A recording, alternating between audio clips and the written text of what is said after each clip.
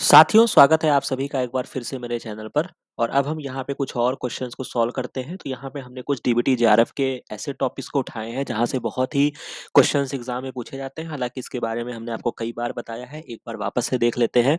तो जैसा कि आपका एक क्वेश्चन जो कि आपका क्वेश्चन ID 571 है, ये आपका डीबीटी 2022 में पूछा गया है और 579 भी क्वेश्चन डीबीटी 2022 में ही पूछा गया है। तो आप देख सकते हैं कि ये एक चार्ट है जो कि मैंने आपको बताया था। हालांकि इसका एक्सप्लेनेशन भी हम यहाँ पे देख लेंगे।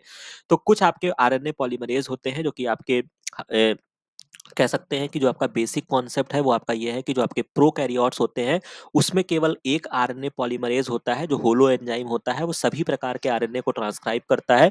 लेकिन यूकैरियोट्स के केस में क्या होता है कि आरएनए पॉलीमरेज जो होता है वो तीन टाइप का होता है, एक दो तीन।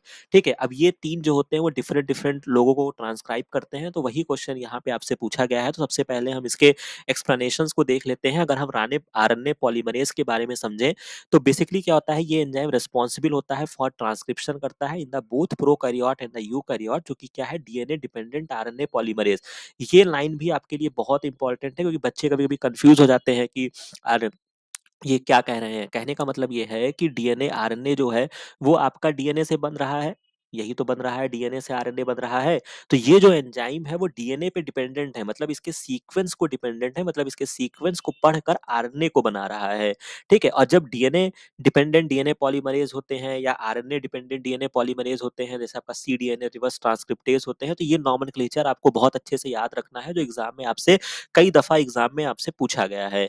इसके बाद हम थोड़ा सा आगे बढ़ते हैं। प्रोकैरियोट्स में क्या होता है, जो कि हमने बताया कि single type of RNA polymerase होता है जो कैटालाइज करता है ट्रांसक्रिप्शन ऑफ जितने भी टाइप के आरएनए होते हैं उनको केवल और केवल क्या करता है, एक ही आरएनए पॉलीमरेज जो होता है वो सक्षम होता है। लेकिन यूकैरियोट्स में क्या होता है, तीन distinct type of RNA polymerase होते हैं, जिसमें आपका फर्स्ट जो होता है वो आपका याद रखिएगा कि जो आपका फर्स्ट होता है वो आपका ट्रांसक्राइब करता है, जो कि आपका ये 28S 18S 5.8S इस तरीके के आरएनए को ट्रांसक्राइब करता है। सेकंड जो होता है वो आपका मेन होता है, जो आपका हेट्रोन्यूक्लियस आरएनए होता है, हेट्रोजिनस न्यूक्लियर आरएनए होता है, या जिसको हम प्रिकर्सर ऑफ एमआरएनए बोलते हैं। और उसका जो कल का वीडियो था वहां पे मैंने आपको बताया भी था कि जो आपका सेकंड होता है वो आपका एमआरएनए, यानी कि जो आपका आरएनए मेन होता है उसको ट्रांसक्राइब करता है, मैसेंजर आरएनए को करता है, और माइक्रो आरएनए को भी यही करता है। ठीक है, तो ये सारी चीजें आप याद रखिएगा। बाकी इसका चार्ट मैंने एक वीडियो में लगाया हुआ था, उसको आप देख सकते हैं। आरएनए पॉलीमरेज फर्स्ट जो होता है ये आपका राइबोसोमल आरएनए को ट्रांसक्राइब करता है, और आरएनए पॉलीमरेज थर्ड जो होता है ये आपका ट्रांसफर आरएनए को करता है। बहुत ही बेसिक बातें हैं, इसको याद रखिएगा।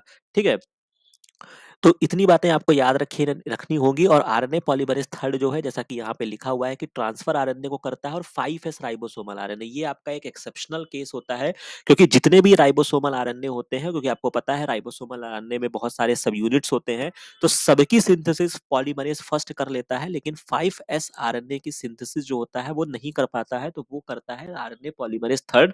बाकी किसी भी बेसिक बुक में जाओगे, गूगल पे सर्च करोगे, आराम से एक बढ़िया सा चार्ट मिल जाएगा, और इसको अपने टेबल डेस्क पे लगा लीजिएगा, ताकि ये चीजें आप रिकॉल करते रहिए और एग्जाम में जैसे ही ये क्वेश्चन आपको दिखे तो फटाक से आप इसका आंसर कर सकें।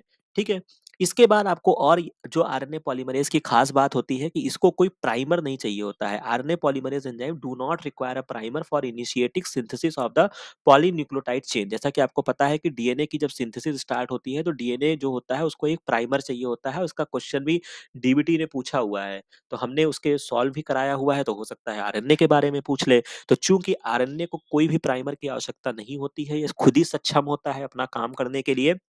और मैंने आपको एक कॉन्सेप्ट दे रखा है, किसी भी चीज की सिंथेसिस जो कि आपका एक्सक्लूसिवली तो मैं नहीं कहूंगा, लेकिन 95% केस में मोस्टली चीजों की जो सिंथेसिस होती है वो आपका 5 to 3 प्राइम डायरेक्शन में होता है। तो यहां तक आपको याद रहेगा, बिल्कुल याद रहना चाहिए, तो कोई बड़ी बात नहीं है। चार्ट हम याद रखेंगे। ठीक है, इस पर्टिकुलर चीजों से हम क्या याद रखेंगे, चार्ट याद रखेंगे, जो आपका इंपॉर्टेंट हो गया है। डीएनए डिपेंडेंट आरएनए पॉलीमरेज कहते हैं। इसके अलावा ये जो होता है आरएनए पॉलीमरेज थर्ड जो है वो आपका 5S आरएनए भी ट्रांसक्राइब करता है और 5 to 3 प्राइम इसकी सिंथेसिस होती है और नो प्राइमर नीड। ठीक है, ये याद रखिएगा, इसको कोई प्राइमर की आवश्यकता नहीं है, जो आने वाले समय में आपका एक क्वेश्चन डराइव होने की संभावना है। इसके बाद थोड़ा-सा अगर हम और डिटेल में जाएँ, तो जो आपका प्रोकैरियोट का आरएनए पॉलीमरेज़ होता है, इसमें कुछ आपका फ्रेगमेंट्स होते हैं, हालाँकि इसको जो पर्टिकुलर एंजाइम जो आपका कंप्लीट एंजाइम होता है, उसको हम होलो एंजाइम कहते हैं और इसमें होता क्या है कि 2 आपकी अल्फा सब यूनिट होती है, एक आपका बीटा होता है, एक आपका बीटा-बीटा डैश होता है, ठीक है? और जब ये आपका सिग्मा फैक्टर जुड़ता है, ठीक है? तो ये जब बन जाता है आपका करेक्ट, मतलब कह सकते हैं कि आपका ये होलो एंजाइम बन जाता है, जो पर्टिकुलर क्या करता है, प्रमोटर से जाके बाइंड करता है। तो प्रोकैरियोटिक आरएनए पॉलीमरेज़ जो होता है, ये लार्ज एंजाइम होता है, जिसमें 2 अल्फा, 1 बीटा डैश सब यूनिट्स होती है। ये फिगर को याद रखिएगा, एग्ज़ाम में आपसे नेक्स्ट टाइम ये पूछा जा सकता है। और आरएनए पॉलीमरेज़ क्या होता है? तो वो आपका एक होलो एंजाइम है, किससे बना है? कोर एंजाइम से और सिग्मा फैक्टर से बना हुआ है। ठीक है? बाकी सिग्मा में भी अगर मैं आपको थोड़ा-सा अगर मैं याद दिलाऊँ, अगर आपके पास बुक्स अवेलेबल होगी तो बहुत सारे आपके सिग्मा होते हैं, सिग्मा 70 होता है, सिग्मा 54 होते हैं। ये सब पर्टिकुलर प्रमोटर को रिकॉग्नाइज़ करके अपना काम करते हैं, तो पर्टिकुलर इनका मॉलिक्यूलर बायोलॉजी में किसी का नाइट्रोजन फिक्सेशन में रोल होता है। तो ये चार्ट भी अगर आपको कहीं से मिल जाए तो इसको ज़रूर पढ़ के जाइएगा। हालाँकि लैलिंजर या मॉलिक्यूलर बायोलॉजी की जो आपकी वाटसन की बुक होगी, वहाँ पे बहुत ही आसानी से आपको मिल जाएगा। ठीक है? इसको हमने समझ लिया। और चूंकि जब ये सिग्मा फैक्टर से बाउंड करता है, जो कि प्रमोटर को बाद में रिकॉग्नाइज करता है, ठीक है, तो ये बहुत अच्छे से याद रखिएगा, चूंकि सिग्मा जो होता है ये आपके प्रमोटर से बाइंड करता है। ठीक है, core enzyme associate with a sigma factor और इट फॉर्म होलो एंजाइम। ठीक है, तो यहाँ तक आपको बात समझ में आ गई है, इस बात को भी हमने समझ लिया है। ठीक है, अब यहाँ पे हम देख लेते हैं, तो जैसा कि आप देख सकते हैं यहाँ पे कॉलम में मैच कराना था। तो पॉलीमरेज फर्स्ट को जैसा कि हमने बताया कि वो आपका राइबोसोमल आरएनए करता है, सेकंड आपका एमआरएनए। अब यही चार्ट चाहो तो यही चार्ट याद कर लेना, चिपका लेना। Micro mRNA, micro RNA, snRNA, silencer RNA, ये सारा चीजें जो होता है वो सेकंड करता है। और जो आपका थर्ड वाला होता है वो ट्रांसफर आरएनए करेगा और 5s राइबोसोमल आरएनए करेगा। तो अब आप यहाँ पे इसको मिला लीजिए, जो भी आपका ऑप्शन बैठेगा। ठीक है, तो यहाँ तक आपको बात समझ में आ गई है। यानी कि जो आपका, अगर हम देखना चाहें तो सेकंड को हमें किससे मिलाना है? ए से मिलाना है। तो यानी कि ये ऑप्शन कैंसिल, ये ऑप्शन कैंसिल हो जाएगा। थर्ड को जो हम मिलाएंगे वो हम किससे मिलाएंगे?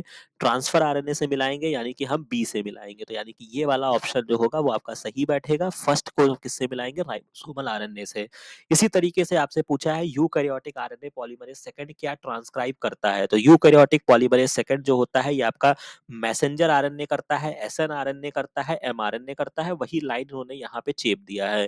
ठीक है, तो इस तरीके से आप क्वेश्चंस को याद कर सकते हैं। बाकी राइबोसोमल आरएनए जो है वो फर्स्ट करता है, ट्रांसफर आरएनए जो होता है वो आपका थर्ड करता है, ये आप याद रखेंगे। 5s जो होता है ये आपका थर्ड करता है।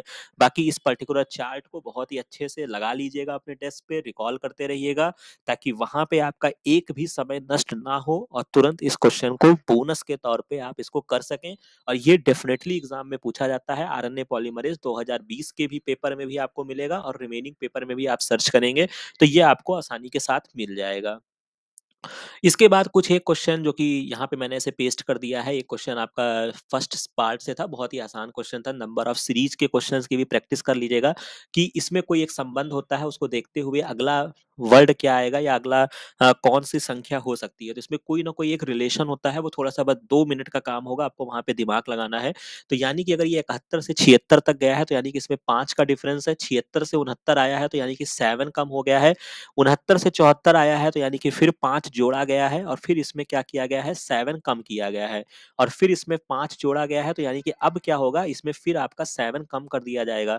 तो यानी कि 72 में से अगर आप 7 को माइनस करेंगे तो क्या हो जाएगा? 65 हो जाएगा। तो यानी कि ये ऑप्शन आपका करेक्ट हो जाएगा। और ये ऐसे क्वेश्चन की भी अच्छे से प्रैक्टिस करके जाइएगा, ताकि तुरंत वहां पे उनके बीच में क्या रिलेशन है उसको आसानी के साथ देखकर और ऐसे क्वेश्चन को मतलब सॉल्व करके मुस्कुरा के 3 नंबर अपने जेब में ले आएंगे। ठीक है, तो ये क्वेश्चन आपका हो गया है। इसके बाद मेल्टिंग टेम्परेचर, ये भी आपका बहुत ही बेसिक क्वेश्चन होता है, जो एग्जाम में मतलब आप कह सकते हैं इंटरव्यू में हर जगह आपसे पूछा जाएगा कि जो मेल्टिंग टेम्परेचर डीएनए किसका ज़्यादा होगा, ठीक है? इसके रिलेटेड मैंने आपको एक क्वेश्चन भी कराया था, जो कि अभी हमने वहाँ पे थोड़ा-सा इन्होंने परसेंटेज को देखने को कहा था और मेल्टिंग टेम्परेचर से रिलेशन था।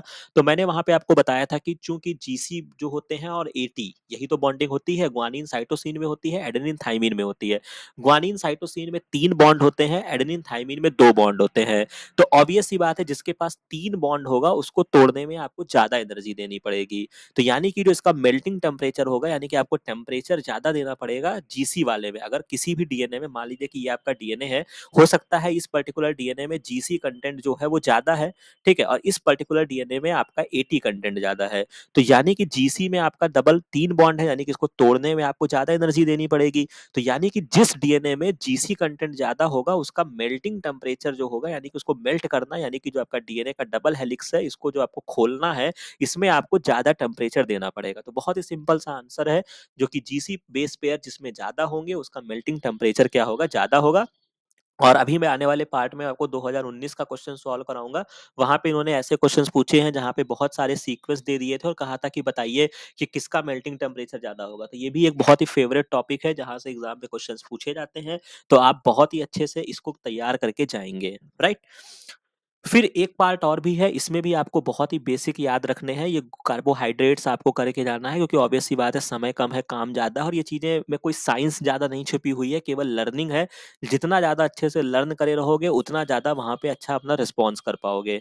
तो बहुत ही कुछ शुगर्स होते हैं जिसको पढ़ के जाइएगा, जैसे कि आप लैकोपेरॉन भी अगर आप दुनिया कार्बोहाइड्रेट भी नहीं पढ़े हो और मॉलिक्यूलर बायोलॉजी या बायोटेक के हो, तो लैकोपेरॉन में आपने लैक्टोज़ तो पढ़ा है ना, तो लैक्टोज़ क्या होता है? लैक्टोज़ में जब आप जाएँगे तो उसमें ग्लूकोज और गैलेक्टोज का बना होता है, तो यहाँ से आप ट्रेस कर सकते हैं D glucose and D galactose. तो बी को आप क्या करेंगे, थर्ड ऑप्शन से मिलाएंगे, दो ऑप्शन में यहाँ पे दिया हुआ है। इसके अलावा अगर हम और देखना चाहें तो जैसा कि आपका सुक्रोज है, इसके बारे में भी हमने बहुत जिक्र किया है, ग्लूकोज और फ्रक्टोज का बना होता है, तो ये क्या हो जाएगा, ए का फोर्थ ऑप्शन। तो यहीं पर ये ऑप्शन आपका निकल आएगा, ए का फोर हो जाएगा, बी का थर्ड हो जाएगा। माल्टोज जो होता है वो आपका ग्लूकोज ग्लूकोज का बना होता है, तो यानी कि सी का सेकंड लगा देंगे, अल्फा ग्लाइकोसिडिक लिंकेज होता है। और सेलुबियोज में क्या होता है, बीटा लिंकेज होता है, यानी कि जो आपका सेलुबियोज होता है ये आपका बेसिकली सेलुलोज ही है, ठीक है? तो सेलुलोज में आपका बीटा लिंकेज होता है, यहाँ से याद रखिएगा एग्जाम में क्वेश्चन आपसे पूछा जाता है, ठीक है? तो ये सारी चीजें आपको याद रखना है, ठीक है? और कौन से किसमें क्या लिंकेज होते हैं, लैक्टोज में कौन सा लिंकेज है, सेलुलोज में कौन सा लिंकेज है, ठीक है? तो ये सारी चीजें आपको एकदम से रिकॉल रहनी चाहिए, ठीक है? एग्जाम में क्वेश्चंस आए हुए हैं। इसके अलावा सुक्रोज के बारे में जब भी अगर आपसे पूछा जाएगा तो ये आपका नॉन रिड्यूसिंग शुगर है, ये भी हमने बहुत बार आपको रटाया हुआ है। और जब नॉन रिड्यूसिंग शुगर की बात आएगी तो सुक्रोज तो दुनिया जानती है, लेकिन एक शुगर आपका और है जो कि आपका ट्री हेलोज है, ठीक है? ये भी याद रखिएगा, जब बहुत कॉम्प्लेक्स करना होगा तो ऑप्शन में ये ऑप्शन देगा, ठीक है? तो दो आपके नॉन रिड्यूसिंग शुगर के नाम याद रखिएगा, ट्री हेलोज होता है, लैक्टोज के बारे में जितनी बातें आप जानते हैं उसको याद रखिएगा, लैकोपेरॉन में हम पढ़ते हैं, ग्लूकोज एंड गैलेक्टोज का होता है, कौन सा लिंकेज होता है, माल्टोज हो गया, ठीक है? माल्टोज जो होता है वो आपका ग्लूकोज ग्लूकोज का बना होता है, और सेलुबियोज जो होता है वो आपका सेलुलोज से आप लिंक ले सकते हैं, तो बीटा यानी कि ग्लूकोज का पॉलीमर होता है। तो यहाँ तक ये सारी चीजों को हमने समझ लिया है, तो कुल मिला के आज हमने जो यहाँ पे सीखा है, तो सबसे पहला चीज जो हमने आरएनए पॉलीमरेज के क्वेश्चन को समझा, सर ने हमको होमवर्क दिया है कि समय कम है, कार्य ज्यादा है, तो इन सब चीजों को हम अपने एंड से करते रहेंगे, जहाँ पे हमें नहीं समझ में आएगा वहां पे हम सर को टेलीग्राम पे मैसेज करेंगे और हम इसके बारे में पूछेंगे, ठीक है? तो आरएनए पॉलीमरेज के बारे में हमने समझ लिया, बता दिया कि आपको क्या क्या चीजें ध्यान रखनी है। नेक्स्ट टाइम जो मुझे ऐसा लगता है कि नो प्राइमर की आवश्यकता नहीं होती है, शायद ये क्वेश्चन आपसे एग्जाम में पूछा जाए, बाकी लेट्स सी क्या होता है। इसके बाद ये जो सीक्वेंस सीरीज वाले क्वेश्चन है, इसमें क्या संबंध होते हैं, ऐसे क्वेश्चंस आपको डीबीटी के हर एग्जाम में देखने को मिल जाएंगे, तो 2009 से पेपर उठा लीजिएगा और जितने क्वेश्चंस आपको ये सीरीज वाले मिलेंगे इनको सॉल्व कर डालिएगा, तो आपका ऑटोमेटिक कॉन्फिडेंस आ जाएगा। इसके बाद मेल्टिंग टेम्परेचर वाला भी कॉन्सेप्ट सर ने बता दिया है, डीबीटी का वन ऑफ द फेवरेट है, सेक्शन ए में आपको क्वेश्चन मिलेंगे। तो जीसी कंटेंट जब ज्यादा होगा तो मेल्टिंग टेम्परेचर भी ज्यादा होगा, बहुत ही आसान बात थी कि उसमें तीन बॉन्डिंग होती है, तो ऑब्वियस सी बात है आपको उसको तोड़ने में ज्यादा कार्य करना पड़ेगा, ज्यादा एनर्जी देनी पड़ेगी, ज्यादा टेम्परेचर देना पड़ेगा। इसके बाद ये जो आपका कार्बोहाइड्रेट वाला है, इसको भी हमको याद रखना है, कौन कौन सी बॉन्डिंग होता है, कौन सा लिंकेज होता है और कौन सा शुगर किसके लिए फेमस है, वो चीजें हमारे एकदम टिप्स पे होना चाहिए ताकि मैचिंग आए, खटाक से हम लगाएं और आगे बढ़ जाएं। और सुक्रोज जो होता है वो आपका नॉन रिड्यूसिंग शुगर होता है, जितनी बातें सुक्रोज के बारे में हम जानते हैं उसको हम रिकॉल करेंगे। नॉन रिड्यूसिंग में हम ट्री हेलोस को भी याद रखेंगे, ठीक है? तो आशा है कि ये सारी चीज़ें अब आपको क्लियर हो गई होंगी, समझ में आई होगी। बाकी कोई चीज़ें अगर आपको नहीं समझ में आ रही हैं, तो कमेंट सेक्शन में बताइएगा। और ये सारी चीज़ें, ये एफर्ट, ये सीरीज़ अगर आपको अच्छी लग रही है, तो उसको एप्रिशिएट भी करिएगा, कमेंट सेक्शन में बताइएगा। बाकी मिलते हैं नेक्स्ट वीडियो में, नेक्स्ट इन्फॉर्मेशन के साथ।